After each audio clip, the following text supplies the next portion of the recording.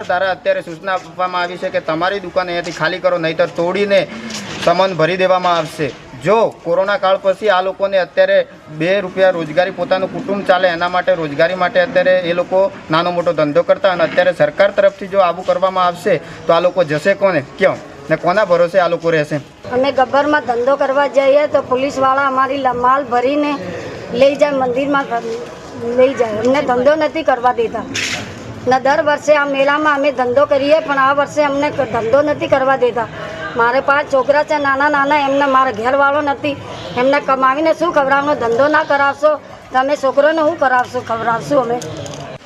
આજે અમે પ્રાંત ઓફિસે આવેદનપત્ર સ્થાનિક લોકો આજુબાજુ રહેતા અહીંયા ભાદરવી પૂનમના મહામેળાની અંદર બાજુમાં રોડની સાઈડમાં વેપાર ધંધો કરીને અમારું ગુજરાન ચલાવ્યું છે। આ ટાઈમે આ વખતે તંત્રએ અમને હટાવી દેવામાં સૂચના આપી છે, તો અમારે ગરીબ લોકોનું શું થશે?